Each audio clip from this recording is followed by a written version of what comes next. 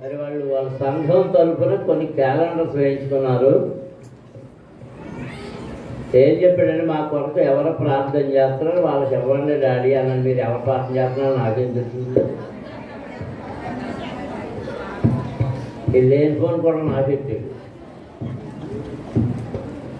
ప్రార్థన చేసేవాళ్ళు మాత్రమే సాయంత్రం ప్రార్థన అయిపోయాక ఆరాధన అయిపోయాక అమ్మగారిని కలిసి తీసుకోండి.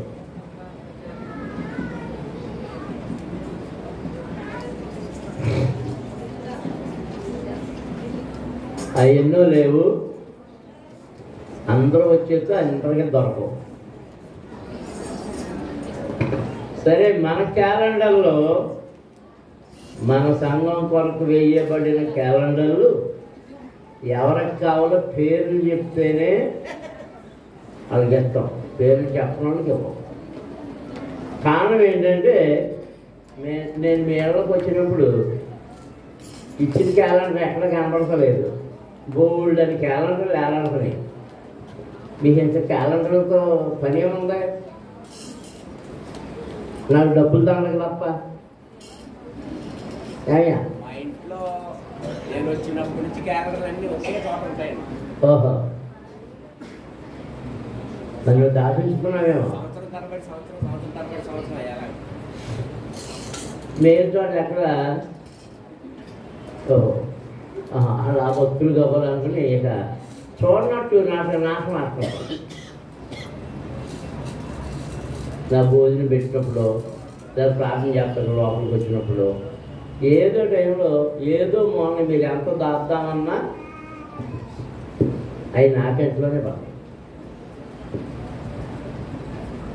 అంటే అప్పుడు నిర్ణయించుకున్నాను, ఇది వరకు 5,000 క్యాలెండర్లు వేయించేవాడిని. అందరికీ పంచిపెట్టేవాడు. అప్పుడు ఎవరిలో క్యాలెండర్ పెద్దగా లేదు. ఇప్పుడు ప్రతి సంఘం వేయించుకుంటున్నారు. వాళ్ళందరూ వచ్చి మీకు ఇచ్చి ప్రార్థన చేస్తున్నారు. మీరు కానుకలు కూడా ఘనంగా ఇచ్చి అక్కడ చక్కగా పెట్టుకుంటున్నారు. నాకు ఏ కానుక ఎవరు క్యాలెండర్ ఇచ్చినందుకు అవి తగిలించుకోరు. మరి ఇంకప్పుడు మీకు క్యాలెండర్తో పని ఏముంది? గనుక ఈ సంఘము కొరకు వేయించబడిన క్యాలెండర్ కావాల్సిన పేరు రాయించుకుని అప్పుడు తీసుకోండి. ఇప్పుడు కదా, అది కూడా ముందు పేర్లు ఇచ్చాకే ఆ క్యాలెండర్ చూడాలి. సంతోషంగా ఉన్న వాళ్ళ చేతులు ఎత్తి స్తోత్రం చేయగలుగుతా. Very good. సంతోషంగా ఉన్నది.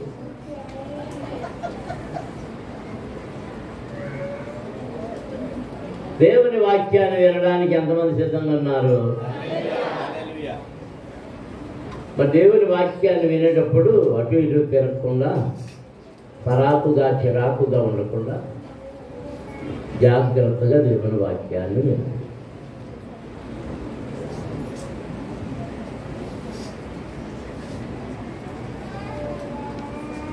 దేవుడు మనందరినీ చూస్తున్నాడు. మన అంతరంగములను ఎరిగి ఉన్నాడు.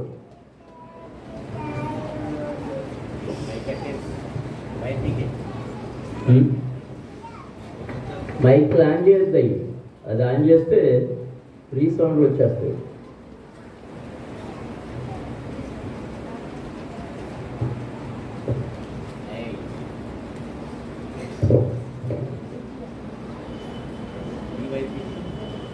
దేవుని వాక్యం ఏం చెప్తుందంటే, మనుషుడట దేవుడు నన్ను చూడటం లేదులే అనుకుని ఏవేవో చేస్తున్నాడు. దేవునికి దైవ విరోధమైన కార్యములను చేసిన వారిని చూసినప్పుడు కోపము ఆగ్రహము కలిగి వారి దగ్గరకు తన సేవకులను ప్రవక్తలను పంపించడానికి వారికి మన రహస్యములు చెప్తూ ఉన్నారు. మనమేమనుకున్నామంటే దైవ సేవకుడు వచ్చి వాటిని గురించి మాట్లాడుతుంటే నా గురించి ఇంటి పక్క చెప్పిందో, ఇంటి ముందు చెప్పాడు, ఇంటి అంతా చెప్పారో అని నేరం అవుతుంది. 2 వారాల క్రితం మన రేచల్ మరపట్ల రేచల్ సాక్ష్యం చెప్తే ఇంకా ఇంటికి వెళ్ళిందో లేదో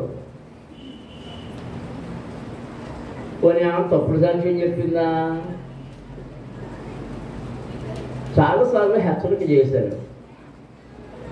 సాక్ష్యం ఎందుకు చెప్తారంటే మనకు వారి కొరకు ప్రార్థన చేయమని, ఇబ్బందులు ఉంటే ప్రార్థన చేయమని.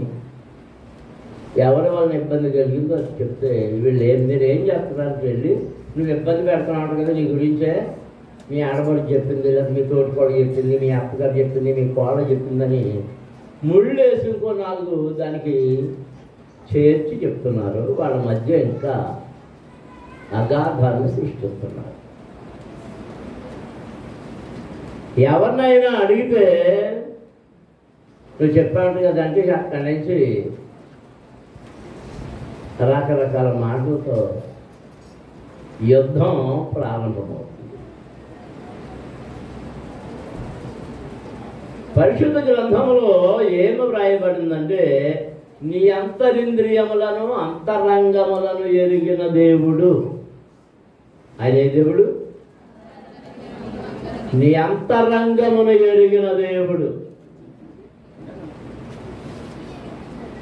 ఇశ్రాయేలు ప్రజలు దేవుని మీద తిరుగుబాటు చేసి దేవునిని విడిచిపెట్టి ఎవరూ చూడకుండా రకరకాలుగా వారి విగ్రహారాధనలలో పాలు పొందడం చూసి దేవునికి కోపం కలిగింది. ఈరోజు మనం యెహెజ్కేలు గ్రంథములో నుండి 8వ అధ్యాయములో నుండి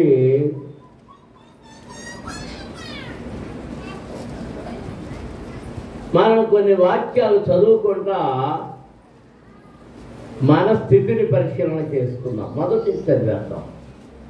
8వ అధ్యాయం 6వ సంవత్సరము 6వ నెల 5వ దినమున నేను నా ఎంట కూర్చుని ఉండగాను, యూదా పెద్దలు నా ఎదుట కూర్చుండి ఉండగాను, ప్రభు అయిన యెహోవా హస్తము నా మీదికి వచ్చెను. దేవునికి స్తోత్రం. హల్లెలూయా, హల్లెలూయా, హల్లెలూయా. 6వ సంవత్సరము 6వ నెల 5వ దినం. అంటే మనం వెంటనే ఏమి లెక్క చేస్తాం అంటే జూన్ నెల 5వ తారీఖు అంటాం. ఏ 6వ సంవత్సరము? ఆయా రాజుల కాలమును బట్టి ఆ చరిత్ర వ్రాయబడుతుంటుంది. దేవుడు యెహెజ్కేలుతోనూ యిర్మీయాతోనూ యెషయాతోనూ ఇలాంటి ప్రవక్తలందరితోనూ వారు ఏమి వ్రాయాలో, ఏమి వ్రాసి ఉంచాలో, దానిని ఎక్కడ పెట్టాలో కూడా ఆయన వివరంగా చెప్తా ఉన్నారు. యెహెజ్కేలుతో కూడా ఆయన అదే చెప్పారు. ఈ యెహెజ్కేలు ఒక యాజకుడు. ఆ యాజకుడైన యెహెజ్కేలుని దేవుడు వాడుకుంటూ ఉన్నాడు. ఈయన ఇప్పుడు ఈ గ్రంథంలో 8వ అధ్యాయంలో అంటున్నాడు, 6వ సంవత్సరములో 6వ నెలలో 5వ దినమున నేను ఎక్కడ కూర్చున్నాను? నేను నా ఎంట కూర్చొని ఉండగా యూదా పెద్దలు నా ఎదుట కూర్చుని ఉండగాను, ప్రభు అయిన యెహోవా హస్తము నా మీదికి వచ్చెను. దేవునికి స్తోత్రం. హల్లెలూయా, హల్లెలూయా, హల్లెలూయా. దేవుని హస్తము, దేవుని ఆత్మ ఎప్పుడు ఏ విధంగా వస్తుందో, మనం ఆవరిస్తుందో అది మనకు తెలియదు. పరిశుద్ధాత్మ మనం ఎప్పుడు ఆవరిస్తుందో, ఎప్పుడు పరిశుద్ధాత్మను మనం ఆవరిస్తాడు అంటే మనము సంపూర్ణముగా దేవుని వారముగా ఉన్నప్పుడు మాత్రమే. పరిశుద్ధాత్ముడు మన మీదికి రావడానికి మనలో ఏ లోపము, ఏ దోషము, ఏ మరక, ఏ డాగు, ఏ ఆటంకము కనబడినప్పుడే, ఆటంకము లేనప్పుడే పరిశుద్ధాత్ముడు తన సేవకుని మీదకి, సేవకురాలి మీదకి, నీ మీదకైనా నా మీదకైనా దిగి వస్తాడు. లేకపోతే దిగిరాడు. దేవునికి స్తోత్రం. అందరూ స్తోత్రాలు చెల్లించండి.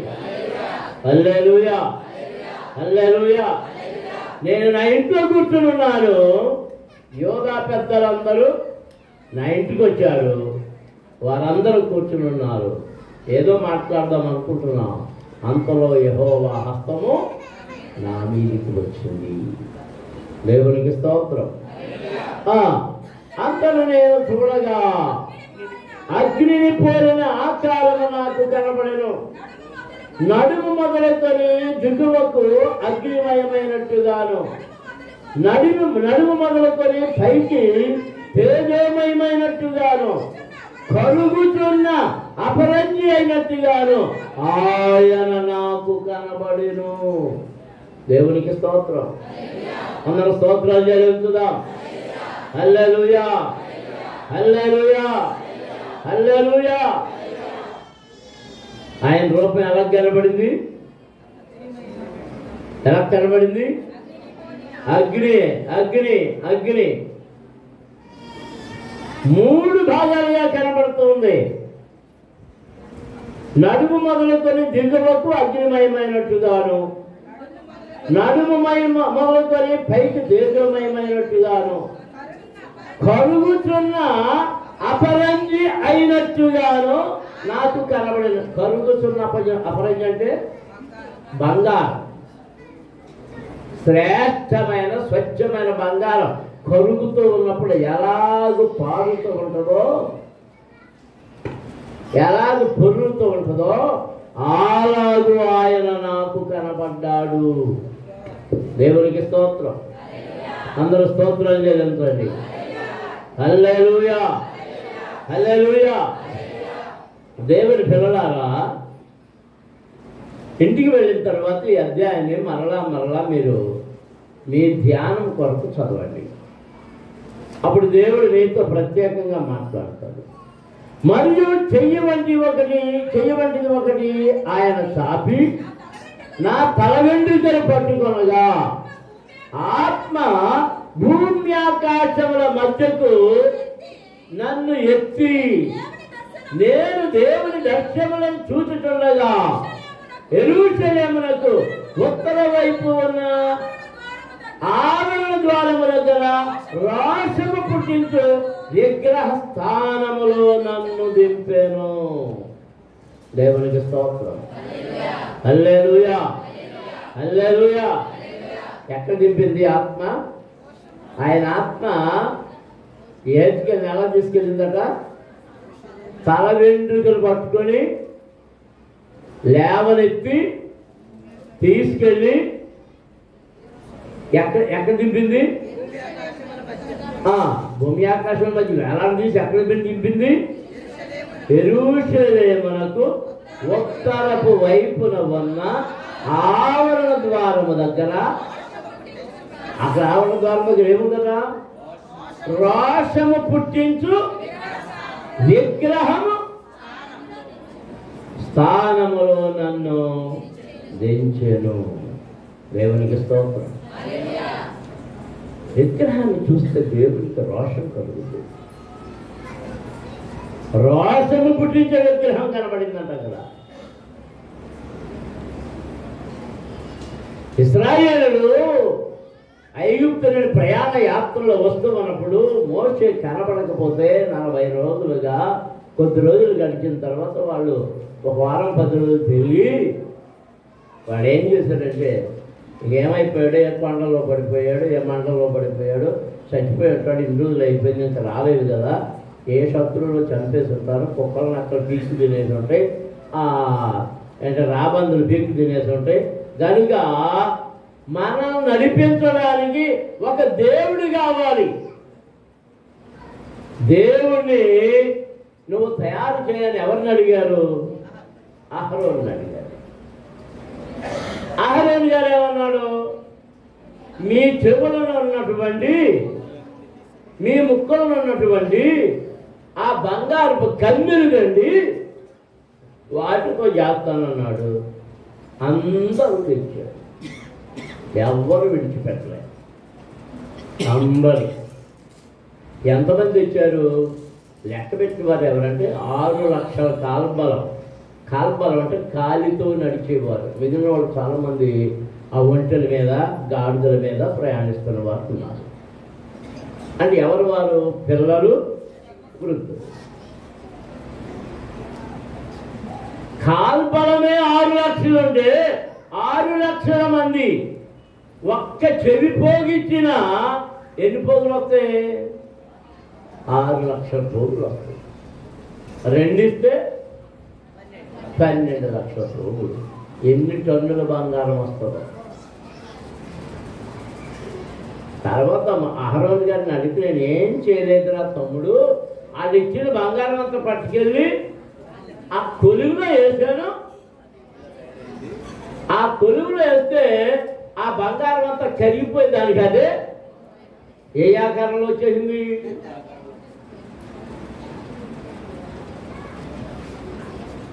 అక్కడ అంతకుముందు ఏమని రాయబడి, అహరోను పాగరుతో రూపమును కల్పించాడని రాయబడింది. మొన్న టీవీ వార్తలో ఓ వార్తను విచిత్రంగా చెప్పాడు. గేదె ఈయందంట. ఆ గేదెకి ఏం పిల్ల పుట్టిందంటే ఏనుగు పిల్ల పుట్టిందంట. ఏంటలా ఇదేంటో అర్థం కాలేదు. అందరూ సతమతం అయిపోతున్నారు. ఏనుగులో ఉందంట, దానికి తొండం అయింది. అయ్యే కారణం. అప్పుడు అహరోను గారు ఎలాంటివి చెప్తున్నాడు? బంగారం పట్టుకెళ్ళి ఏం చేశాను నేను? అగ్గిలో వేశాను. ఆ అగ్గిలో దాన్ని ఏం చేసింది? దూడరం వచ్చేసింది. దాన్ని పట్టుకొచ్చి అక్కడ పెట్టాను. వీళ్ళందరూ సంబరం చేస్తున్నారు. నేనేం చేయను రా తమ్ముడు అంటారు.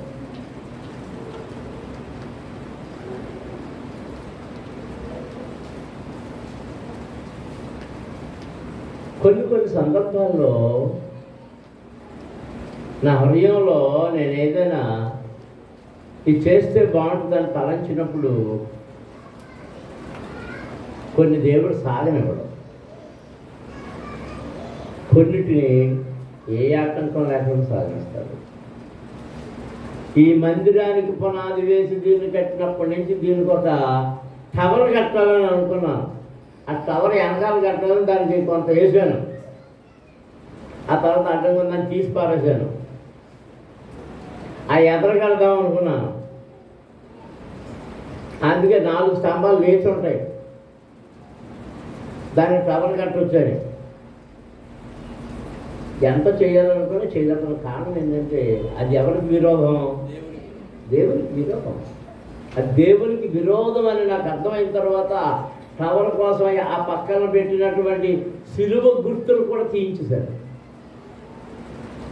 మన వెనకాల ఈ స్క్రీన్ వెనకాల కూడా సిలువ గుర్తు ఉంటుంది. అది కూడా కనపడకుండా ఇచ్చేస్తుంది. పిల్లగాళ్ళు ఏం చేస్తుంటారంటే దాన్ని కనపడేలా పెడుతుంటారు, మళ్ళీ మూసేసి పెడుతుంటాం. ఒకప్పుడు దేదీప్యమానం ఎలిగేది అది. అందులో 2 ట్యూబ్ లైట్లు ఉండి దేదీప్యమానం ఎలుగుతున్నాయి. నాకు ఆనందంగా ఉంది, మీకు ఆనందంగా ఉంది. కానీ ఎవరికి రోషం పుట్టిస్తుందట? దేవునికి రోషం పుట్టిస్తుంది. ఎవరికి? దేవునికి. యెహెజ్కేలు ఇప్పుడు ఎక్కడ నుంచి చెప్పబడ్డాడు?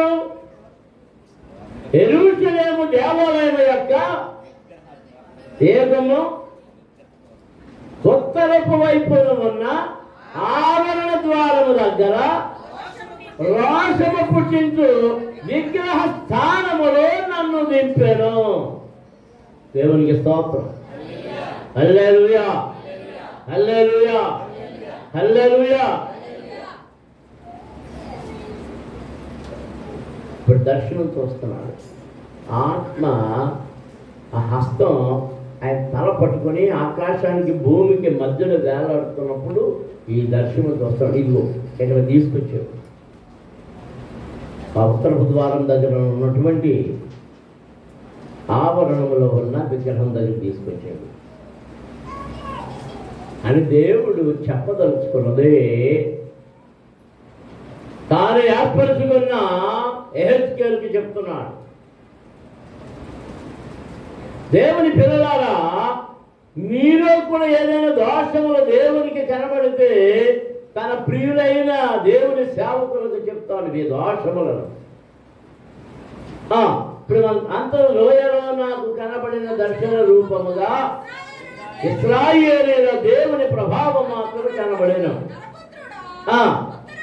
ఉత్తరపు వైపు తేరు చూడమని యెహోవా నాకు సెలవీయగా ఉత్తరపు వైపున బలిపీఠపు గుమ్మము లోపల రోషము పుట్టించు ఏ విగ్రహము కనబడెను. నరపుత్రుడా, వారు చేయుదానిని నీవు చూచుతున్నావు కదా, నా పరిశుద్ధ స్థలమును నేను విడిచిపోవునట్లుగా ఇశ్రాయేలుని ఇక్కడ చేయు అత్యధికమైన హేయ కృత్యములు చూసివా? ఈ తట్టు తిరిగిన ఎడలా వీటి కంటే మరి అధికమైన హేయ క్రియలు చూచెదవు. దేవునికి స్తోత్రం. హల్లెలూయా. ఇశ్రాయేలుని చేసే పనుల వల్ల ఏం జరుగుద్దట మీకేమన్నా అర్థమైందా? చదివారు ఆ ప్రభు అంటాడు, నా పరిశుద్ధ స్థలమును నేను విడిచిపోవునట్లుగా, నా పరిశుద్ధ స్థలమును నేను విడిచిపోవునట్లుగా ఇశ్రాయేలీయులు నాకు హేయమైన క్రియలన్నిటినీ చేస్తూ ఉన్నారు. దేవునికి స్తోత్రం. అందరూ స్తోత్రం చెల్లించుదాం. హల్లెలూయా, హల్లెలూయా, హల్లెలూయా. మనం దేవుని దగ్గర అడగవలసింది ఏంటంటే దావీదు మనకు నేర్పాడు. నేను పడుకోవడం తెలుసు, నా నడక తెలుసు, నా పడక తెలుసు, నా మాట తెలుసు, అన్నీ తెలుసు. నాకు శుద్ధ హృదయం ఉందో లేదో నీకు తెలుసు. నా నడక కానీ, నా పడక కానీ, నా మాట కానీ, నా క్రియ కానీ నీకు అనుకూలమైనట్టుగా ఉండేటట్టుగా నన్ను తీర్చుము. 139వ కీర్తనలో నన్ను అలాగే చేయగలుగుతా, నన్ను అలాగే చేయి. దేవునికి స్తోత్రం. అందరం స్తోత్రాలు చెల్లించుదాం. హల్లెలూయా. దావీదు ఆ ప్రార్థన చేసేటప్పటికి దేవాలయం కట్టబడలే, ఆయన కుమారుడు కట్టాడు ఈ దేవాలయం. అప్పుడే చెప్తున్నాడు, నీకు విరోధమైనది ఏది నాలో ఉండకుండా చెయ్యి. మనం ప్రార్థించవలసింది ఇదే, దేవా ఈ రోజు నీకు విరోధమైన కార్యం ఏది నేను చేయకుండా నీ కృప నాకు తోడుగా ఉంచు. దేవునికి స్తోత్రం. అందరం స్తోత్రం చెల్లించుదాం. హల్లెలూయా, హల్లెలూయా. దేవుడు అంటున్నాడు యెహెజ్కేలుతో, ఇదిగో నీవు ఇక్కడ ఈ విగ్రహం చూస్తున్నావు కదా, ఎంతకంటే అత్యధికమైన హేయ క్రియలు నేను పరిశుద్ధ స్థలాన్ని విడిచిపెట్టడానికి వీలుగా వీళ్ళు చేస్తున్నారు చూసావా? ఈ తట్టు తిరిగిన ఎడలా వీటికంటే మరి అధికమైన హేయ క్రియలు చూచెదవు.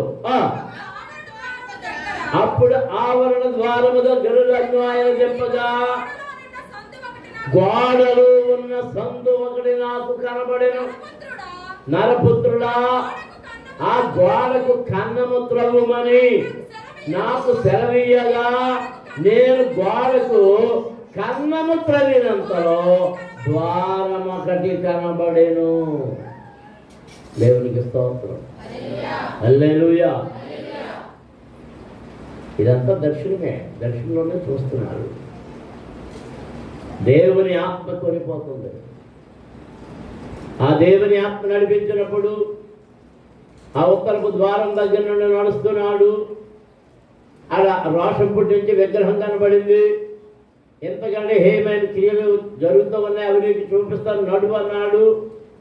నడువు అన్నప్పుడు ఎదరికి వచ్చినప్పుడు ఒక సందు కనబడింది. ఏం కనబడిందట? ఒక సందు కనబడింది. ఆ సందులో ఏం చేయమన్నాడు? గోడ కనబడింది. ఆ సందులో ఒక గోడ కనబడింది. ఆ గోడను ఏం చేయమన్నాడు? కన్నం దవ్వు. ఆ గోడకి కన్నం ఒక రంధ్రం పెట్టు అన్నాడు. ఆ రంధ్రాన్ని తవ్వితే, కన్నం తవ్వితే అది ద్వారం కనబడింది. ఇప్పుడు దేవుడు అంటున్నాడు, నీవు లోపలికి వచ్చి ఇక్కడ వారు ఎట్టి హేయ కృత్యములు చేస్తున్నారు చూడమని ఆయన నాకు సెలవిచ్చాను. దేవునికి స్తోత్రం. ఎంతమంది వింటున్నారు? ఎంతమంది వింటున్నారు? దేవుని పిల్లలారా, మనము ఎంత రహస్యముగా చేసినా దేవుని కంటికి కనబడుతుంది. ఏ పని అయినా సరే, అది విగ్రహారాధన అయినా సరే, ఏమైనా సరే, ఎంత రహస్యముగా చేసినా. దేవుని దీవెన ఎలా పొందుకుంటున్నామంటే, దేవుని దీవెన పొందుకోకపోవడానికి కారణం ఏంటంటే, మనలో ఈ దేవునికి హేయమైన రోషము పుట్టించే విగ్రహారాధన సంబంధమైనవి మన హృదయంలోనూ, మన దేహము మీద, మన ఇంటిలోనూ, మన ఒంటిలోనూ ఉన్నందుచేత దేవుడు మనలను విడిచిపెట్టి వెళ్ళిపోతున్నాడు. దేవునికి స్తోత్రం. అందులో స్తోత్రం చెల్లించుదా. హల్లెలూయా, హల్లెలూయా. ఆ ద్వారంలోంచి లోపల పో అంటే, నేను లోపలికి పోయి చూసితిని. అప్పుడు ప్రాకలి సకల జంతువుల ఆకారములను, హేయమైన మృగముల ఆకారములను, అనగా ఇశ్రాయేలీయుల దేవతల విగ్రహములన్నీ గోడ మీద చుట్టూను వ్రాయబడినట్టుగా కనబడెను. ఆ గోడ మీద ఏమున్నాయంట? ఈ బొమ్మలు, దేవతల బొమ్మలు, దేవతల బొమ్మలు, ప్రాకెడు పురుగులు, హేయమైన జంతువులు, పక్షులు, వాటన్నిటి ఆకారములు. దేవునికి స్తోత్రం. అందరూ స్తోత్రం చెల్లించుదాం. హల్లెలూయా, హల్లెలూయా, హల్లెలూయా. నేనెవరో నా వాట్సాప్లో గ్రూప్లోనూ ఒక ఆయన పెట్టారు. ఒక ఆయన క్రైస్తవులను తిడుతుంది. ఈ పాస్టర్ ఎవడో చెప్తున్నాడు, బొంటరాయిని తిడుతున్నాడు. కొన్ని గ్రామాలు మనకు లేదు, మనకు మరి పూర్వకాలం ఉండేదేమో. బొడ్రాయి అంటారు. ఊరి మధ్యలో పాస్తారంట. ఎందుకంటే ఏదో దేవత పేరు చెప్తుంది, పోలేరమ్మ ఎవరు. ఆ దేవత దాని మీద కూర్చుని ఆ ఊరిని కాపాడుతాడు. ఆ బొడ్రాయి ఇచ్చేసినందుకు ఈ పాస్టర్ ఏదో అంటున్నాడు. ఆ పాస్టర్ని ఆ పాకిస్తాన్కి అక్కడికి తీసుకెళ్ళి అక్కడ భోజనం చేయమని, అక్కడ ప్రార్థన చేయమని అంటే ఏదో తనకి ఇష్టం వచ్చినట్టు మాట్లాడుతుంది. హేయమైనది, హేయమైనది. పేర్లు ఎలాగే బొడ్రాయి పాతున్నారు. ప్రతి ఇంటికి చందాలు ఇవ్వాలన్నప్పుడు విశ్వాసులు ఎవరు ఇవ్వలేదు, కానీ ఒక్క కుటుంబం ఇచ్చింది. ఒక్క కుటుంబం ఇచ్చింది. అడిగాను, ఏమయ్యా ఎందుకు ఇచ్చారు వాళ్ళు, ఎందుకు ఇచ్చారయ్యా అని అడిగితే, అదే ఊరు నియమం అండి, ఊరు నియమం అండి అన్నారు. ఏ నియమం? ఊరు నియమం.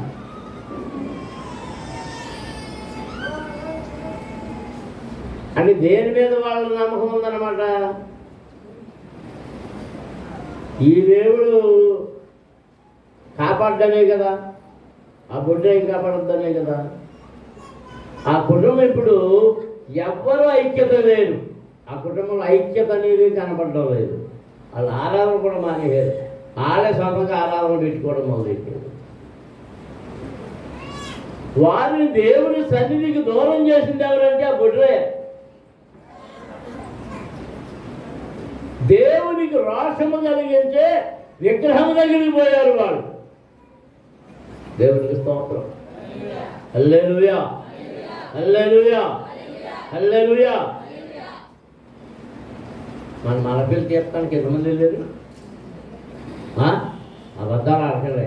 ముత్యాలమ్మ చెప్పుద్ది, రాత్రికి వచ్చి అంటలేదు, రాత్రికి రాలేదమ్మేంటి రాలేదు కళ్ళు ఎంత చేసి గోల్డ్ ఎలా చూపిస్తుంది. అప్పుడు కయ్యమని లేచి పరిగెత్తుకొస్తాం. ఎర్రామా వెళ్ళావా? అబద్ధం అంట. ఖర్చు పంటకి వెళ్ళాడు కదా, అది కూర్చొని డౌన్ అయింది.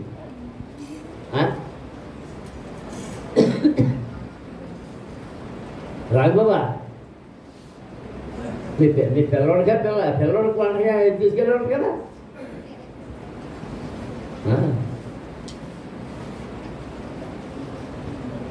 అవి గానేమో తమ్ముడి పిల్లలను తీసుకెళ్ళాడు అంట. ఏంటి వెళ్ళదాన్ని 5 సంవత్సరాల నుంచి మారిపోయావా?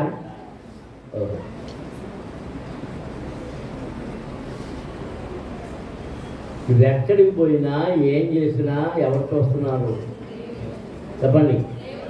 అందరూ దేవుడు చూస్తున్నాడు. ఆయనకు విరోధమైంది నీవు చేస్తుంటే నీ మీద ఆయనకు ఆగ్రహం, కోపం కలుగుతుంది. దేవుడు నిన్ను విడిచిపెడుతున్నాడు. దేవుడు విడిచిపెట్టాలని కోరుకుంటున్నావా? ఎంతమంది కోరుకుంటున్నారు?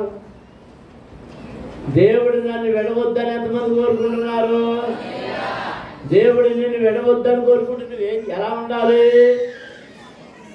ఆయనకి ఇష్టమైనట్టుగా ఉండాలి. దేవునికి స్తోత్రం. ఏంటంట చూడండి ఎంత సీక్రెట్గా పూజ చేస్తున్నారో.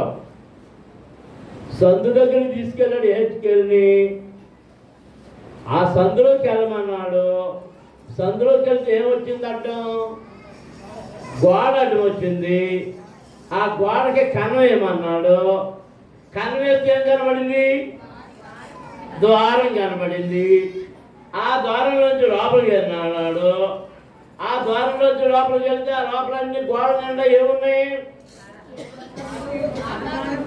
సకల హేయమైన ప్రాచరి పురుగులు, జంతువులు, మృగములు, వీటన్నిటి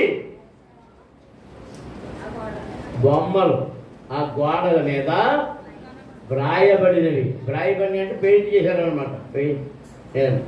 ఈ మాటలు ఎదురున్నప్పటి నుంచి నాకు చాలా బాధ కలిగేస్తాం. 3 ఏళ్ళ నుంచి నేను తప్పు చేశానని ఈ బొమ్మలు ఇచ్చాను కదా.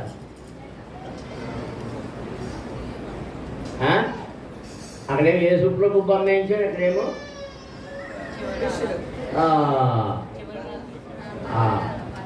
ప్రభురాత్రి భోజనం.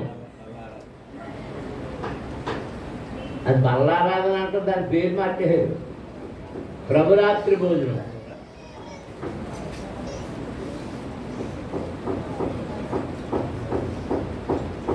అది నాకు వేదన కలిగిస్తూ ఉంది. దేవునికి విరోధమైనది. అందుకే నేను ఎక్కడికి వెళ్ళినా చాలామంది చచ్చిపోయిన వాళ్ళ దగ్గరికి వెళ్ళి కాలం దండం పెడతారు. ఆ పొట్టు దగ్గరికి వెళ్ళి దండం పెట్టి పువ్వులు వేస్తారు.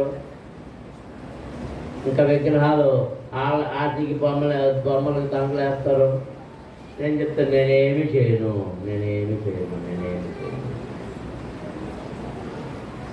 అలా బాధ కలిగినా సరే ఎవరికి బాధ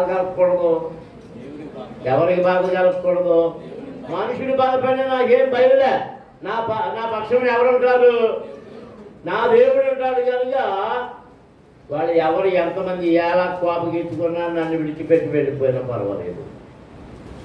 నేను దేవునికి ఇష్టడుగా ఉండాలని నా ప్రయత్నం. దేవునికి స్తోత్రం. ఆ హేయమైన ఆ బొమ్మలు అవన్నీ అక్కడ కనబడుతున్నాయి. కనబడితే చదవండి.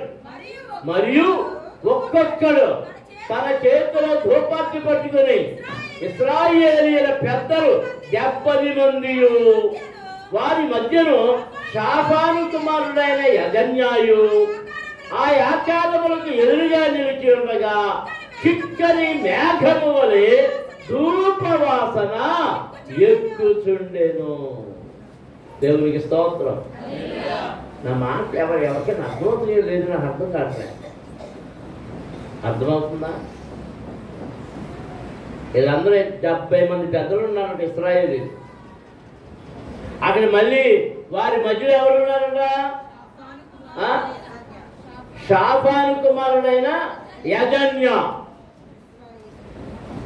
వాళ్ళందరి మధ్య నిలిచి ఉండగా వాళ్ళ చేతులు ఏమున్నాయి? ఈ 70 మంది చేతులు ఏమున్నాయి? ధూపార్తి. ఆ ధూపార్తుల్లో నుండి ఏమొస్తుంది? ధూపం. ధూపం. ఆ 70 మంది ధూపార్తుల చేతుల్లో ఉన్న ఆ ధూపార్తులలో నుండి వస్తున్నటువంటి ధూపం ఆ గదంతా ఎలా గమనించేసిందరా? మేఘము వలె పైకి ఎక్కుచుండెను. దేవునికి స్తోత్రం. హల్లెలూయా.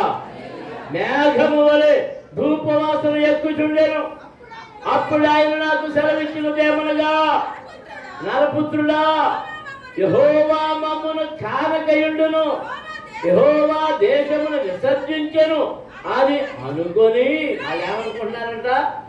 దేవుడు మమ్మల్ని చూడడం లేదు, దేవుడు మమ్మల్ని విడిచిపెట్టేశాడు అని అనుకుని ఇశ్రాయేలు పెద్దలు చీకటిలో తమ విగ్రహపు గదులలో వారిలో ప్రతివాడు చేయడాన్ని నీవు చూచుతున్నావు కదా. దేవునికి స్తోత్రం. ఈ 70 మంది ఇళ్లలో కూడా వాళ్ళ సీక్రెట్ గదుల్లో కూడా ఉన్నాయంట ఈ బొమ్మలు. దేవుడు బయట పెడుతున్నాడు. వాళ్ళు గదుల్లో పెట్టుకున్నారు, గదుల్లో దాచుకున్నారంట. అక్కడ కూడా దూపం వేస్తున్నారంట. నీవు ఈ తట్టు తిరుగుము, వీటిని మించిన అతిహేయ కృత్యముల వారి చేత చూతుమని నాతో చెప్పి యెహోవా మందిరపు ఉత్తర ద్వారము దగ్గర నన్ను దింపగా అక్కడ స్త్రీలు కూర్చుండి తమ్మూజు దేవతను కూర్చి ఏడ్చుట చూచితిమి. దేవునికి స్తోత్రం. హల్లెలూయా. ఎవరు గురించి ఏడుస్తున్నారంట? ఎవరి గురించి? తమ్మూజు దేవతను గురించి. దేవునికి స్తోత్రం. 90 సంవత్సరంలోనూ ఎవరు పరంపనలో తక్కువ 90 సంవత్సరంలో క్రిస్మస్ లాగా చేసేటప్పుడు కొన్ని సంవత్సరాల పాటు అక్కడ మన కాంతరాజు గారు అంటున్నాడు, ఇది వరకు ఇక్కడ పెద్ద పాకేసుకోరండి, పాకలో తొట్టు ఉండేదండి, తొట్లు వేసి బొమ్మ ఉండేదండి, అందులో గొర్రెలు కాపర్లు ఉండేవారండి, దోతలు ఉండేవారండి. అది అవన్నీ పిల్లలు పెట్టేవారు. అవన్నీ బొమ్మలు.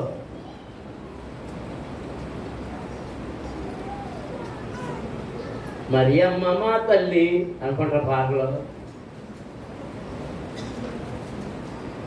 ఇక్కడ స్త్రీలు అంట ఉత్తరపు ద్వారం దగ్గర కూర్చుని స్త్రీలు ఏడుస్తున్నారంట. ఎవరు కూర్చి చెప్పండి, వెనకాల వాళ్ళు చెప్పాలి. ఎవరు కూర్చి ఏడుస్తున్నారు? ఏక ఎవరు కూర్చి ఏడుస్తున్నారు? తమ్మూజు దేవత. చెప్పండి, వెనకాల వాళ్ళందరూ చెప్పాలి. తమ్ముడు వచ్చాడా? తమ్మూజు దేవత. దేవునికి స్తోత్రం.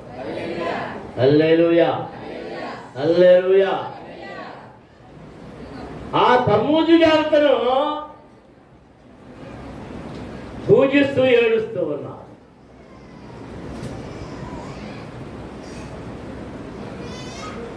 మరో చోట మోలెకు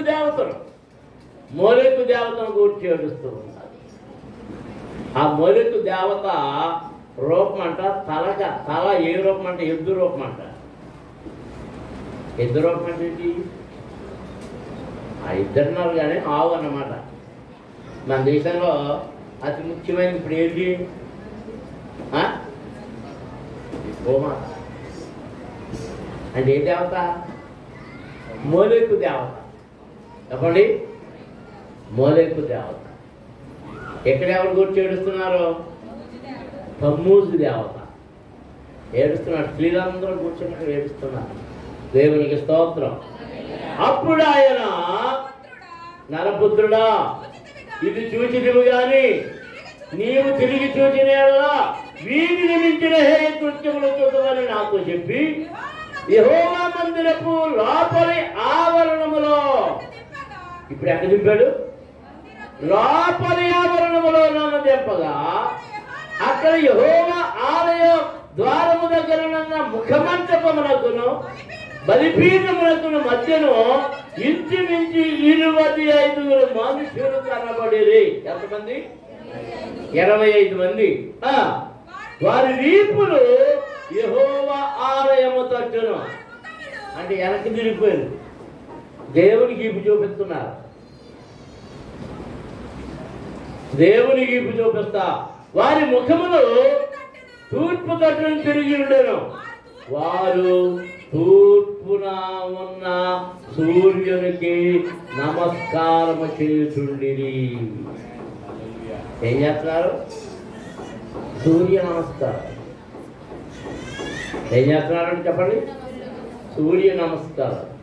అప్పుడు ఆయన నాతో ఇట్లనెను, నరపుత్రుడా, నీవు చూచితివే యోధా వారు ఇక్కడ ఇట్టి హేయకృత్యములు జరిగించడం చాలదా?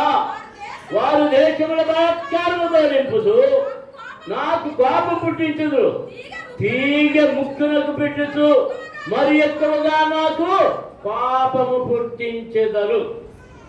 ఆ మాట ఏంటి చదవండి? ఆ మాట ఏంటి చదవండి? మీరే చదవాలి.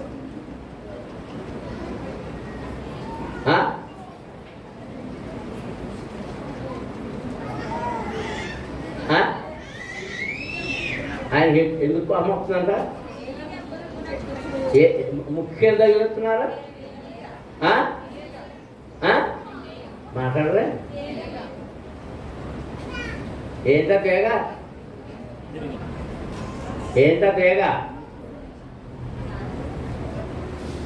కొంతమంది ముక్కు పొడగెట్టుకుంటే చాలా అందంగా కనబడుతున్నారు.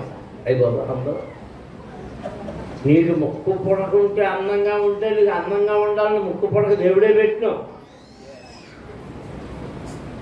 నువ్వు దానికి కన్నం ఎత్తి నీ ముక్కుకి ఆ కన్నంలోంచి దూర్చి ఆ ముక్కు పెడుతున్నావు, ముక్కర్లు పెడుతున్నావు, అడ్డ భాషలు పెడుతున్నావు. ఇవన్నీ చూసేటప్పటికి ఆయనకి ఏమవుతుందంట? చెప్పాలి. అవన్నీ చూసేటప్పటికి ఏమవుతుంది? మరి ఎక్కువగా పాపము కలుగుచు ఉన్నది. దేవునికి స్తోత్రం. కాబట్టి కటాక్షము లేకయు కరికరము చూపయు నేను నా క్రోధము నగుపరచి వారు నా చెవులలో ఎంత బిగ్గరగా మొర్రపెట్టినాను నేను ఆలకింపకుందును. దేవునికి స్తోత్రం. హల్లెలూయా, హల్లెలూయా. దేహముల పైన విగ్రహములను పెట్టుకున్న వారలారా, మీరు ఎంత ఏడ్చినా, ఎంత బిగ్గరగా మొర్రబెట్టినా, ఎంత అరిచినా ఆయన ఏం చేయాలంటున్నాడు? మాట్లాడతారేంటి?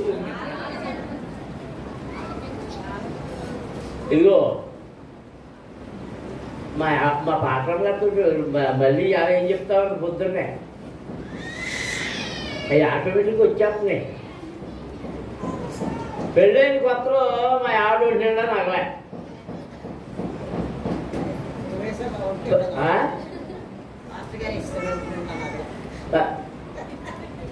ఎంతంత రింగులు, పాయ రింగులు, గాజులు, మరి మెల్ల గొలిసేది ఉండేది. అవన్నీ తాకట్టెట్టానంట. నేనే తాకట్టెట్టాను. 1985లో తాకట్టెట్టాను. వాకట్ అయిపోయింది. అవి సభల కోసమని అవన్నీ ప్రింటింగ్ వేయించడం కోసమని ఒకసారి ఇయ్యని పట్టుకెళ్ళి కొబ్బరిలో తాకట్టెట్టాను. అంతే. మళ్ళీ ఇంకా రాలే. 8 కోసులు 6 కోసులు అనుకుంటున్నాను.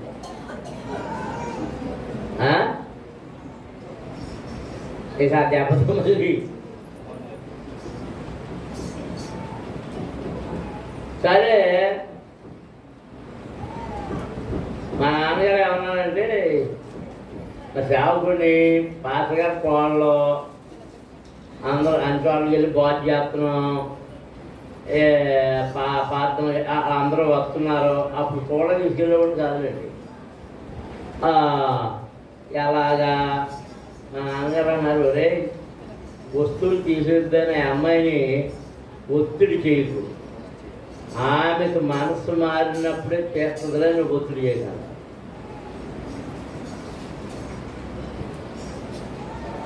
ఎప్పుడైనా తీసేయమని చెప్తానే మాట్లాడుకున్న తర్వాత ఇక నేనేమో చెప్పలే. 79వ సంవత్సరంలో దొరగారు వస్తున్నారు సభలో.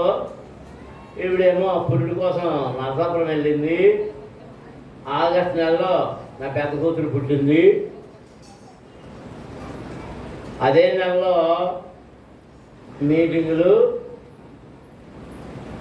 అక్టోబర్ నెలలో మీటింగ్లు. ఆగస్టులో నా కూతురు పుట్టింది, అక్టోబర్ నెలలో మీటింగులు. దొరల గారు వస్తున్నారు కాబట్టి మా మామగారు పట్టుకొచ్చి దింపేశాడు నా కూతుర్ని, నా పెద్ద కూతురు ఉందా ఇక్కడ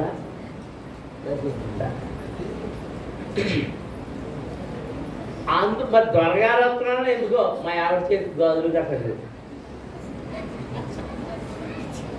ఓహో తీసేసింది కాదు ఫోన్లే అనుకున్నాను. దొరగారు వెళ్ళిపోయి మరి మామూలుగా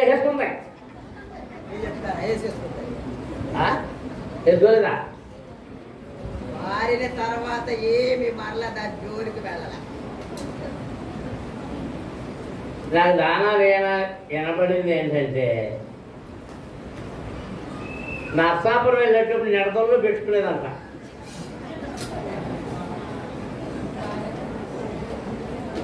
ఇవన్నీ పక్కన పెట్టుకోండి. అలా ఎప్పుడు చేయాలి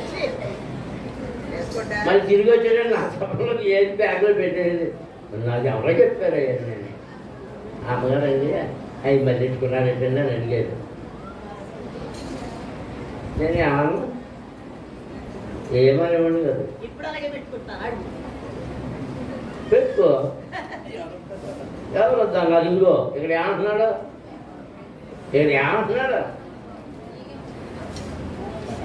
నువ్వెంత బిగ్గరగా మర్రబెట్టినను నేను ఆలోచించను. ఎంత బిగ్గరగా మొరబెట్టినా ఆలోచించను. దేవునికి స్తోత్రం. హల్లెలూయా. అంటే మనం దేవుని ఎక్కువ ప్రేమిస్తున్నాం.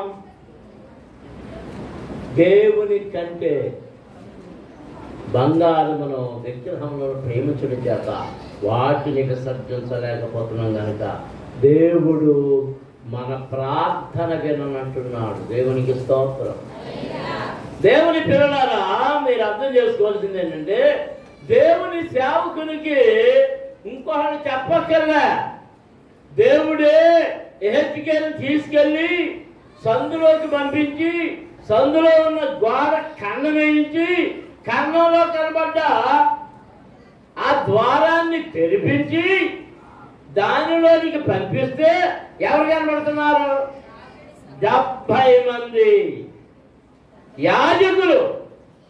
యాజకులు దోపాత్తులు పట్టుకొని ఆ విగ్రహాలకు దోపాలు వేయడం కనపడతా ఉంది. దేవునికి స్తోత్రం. హల్లెలూయా. వారు ఎంత మరుగు చోటున ఉన్నాము అనుకున్నాను.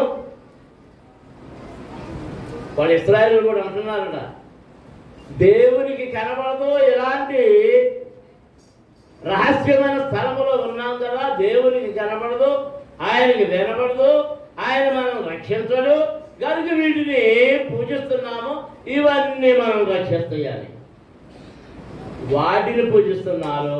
తమ్మూజు దేవత దగ్గరికి వెళ్ళి అక్కడికి వెళ్ళి ఏడుస్తా పూజిస్తున్నారు.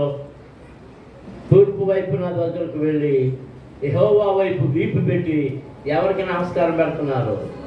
సూర్యుడికి నమస్కారం పెడుతున్నారు. ఎంత అవిధేయత!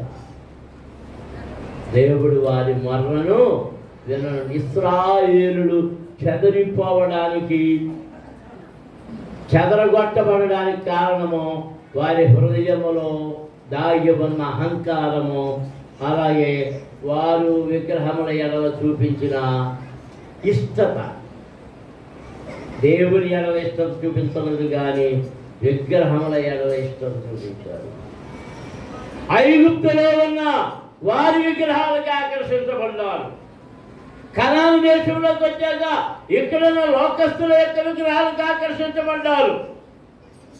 దేవుడు అన్నాడు, కనాను దేశంలో కానీ వారి యొక్క ఆ చుట్టూ ఉన్న 7 రకాలైన ప్రజలు ఉన్నారు. హివ్వీయులు, హిత్తీయులు, పెరిజీయులు, వీళ్ళందరూ కనానీయులు. వీళ్ళందరి ఆచారాలు ఏమీ పాటించొద్దన్నాడు. అవన్నీ పాటించడానికి లేదు, వాళ్ళ విగ్రహాలను పూజించడానికి లేదు. నేను మాత్రమే దేవుడను, నాకు మాత్రమే మీరు ప్రజలు, నాకు మాత్రమే మీరు ప్రార్థించాలంటే వీళ్ళు ఏం చేశారంటే ఆయన విడిచిపెట్టి ఇటువైపు తిరిగారు. దేవుని పిల్లలారా, ఇక్కడ సంఘంలో నీకు నేర్పబడుతున్నది విడిచిపెట్టి అక్కడ బలై చేస్తున్నారు, ఇక్కడ బలై చేస్తున్నారు, అక్కడ క్రిస్మస్ బలై చేస్తున్నారు, ఇక్కడ ఏంటి గుడ్ ఫ్రైడే బలై చేస్తున్నారు, ఈస్టర్ బలై చేస్తున్నారు అంట. వేటి వైపు వెళ్ళిపోతున్నావు? ఆకర్షణ వైపు మోకరించి ప్రార్థన చేస్తున్నారు. లోక ఆకర్షణల వైపు, అది విగ్రహ సంబంధమైన పూజలుగా మారిపోతున్నాయి. జాగ్రత్త. దేవుడు నిన్ను చూస్తూ ఉన్నాడు, నీ అంతరంగమును పరిశీలన చేస్తూ ఉన్నాడు. నీ హృదయ ఉద్దేశములు ఆయన ఎరుగును. దేవుని దీవెన కావాలంటే వాటన్నిటిని విడిచిపెట్టు. నీ ముక్కుకు తీగలు చుట్టుకుంటున్నావు, నీ చేతికి తాడు చుట్టుకుంటున్నావు, నీ మెడలో ఎంతంత సిలువలు వేసుకుంటున్నావు, జాంబికాలు పోతున్నావు. అవన్నీ దేవునికి వ్యతిరేకమైనవే, విరోధమైనవే. దేవుని అడగండి, దేవుని అడగండి, నా యందు నీకు విరోధమైనదిగా ఉన్న దానిని తొలగించు ప్రభువా, అది నాకు బయలుపరుచునాయన, నేను దానిని తొలగించుకోవడానికి నాకు శక్తి దయచే, నాకు కృప దయచే అని ప్రభువుని అడగండి. హల్లెలూయా, హల్లెలూయా, హల్లెలూయా, హల్లెలూయా, హల్లెలూయా, హల్లెలూయా. స్తుతించాలి, స్తుతించాలి. స్తోత్రము నాయన, స్తోత్రము నాయన, స్తోత్రము నాయన. హల్లెలూయా, హల్లెలూయా, హల్లెలూయా, హల్లెలూయా, హల్లెలూయా, హల్లెలూయా, హల్లెలూయా, హల్లెలూయా, హల్లెలూయా.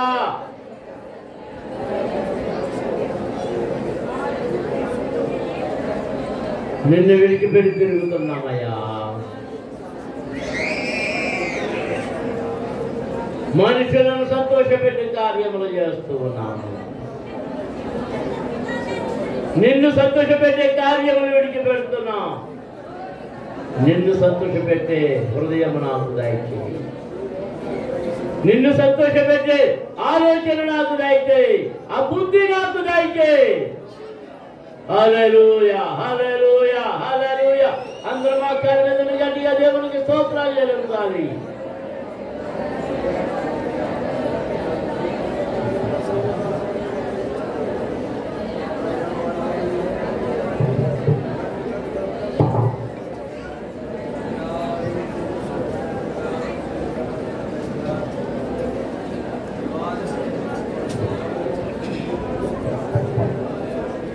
హల్లెలూయా, హల్లెలూయా, హల్లెలూయా, హల్లెలూయా.